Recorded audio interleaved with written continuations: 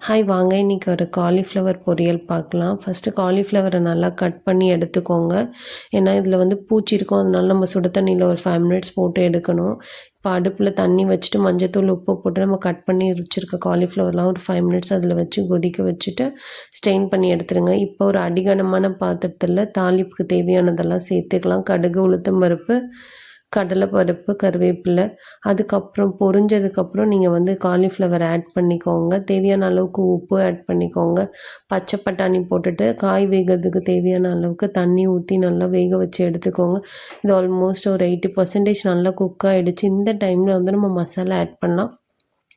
நான் வீட்டு குழம்புத்தூள் 1 tablespoon, garam masala, chilli powder 1/2 teaspoon add பண்ணியிருக்கேன்.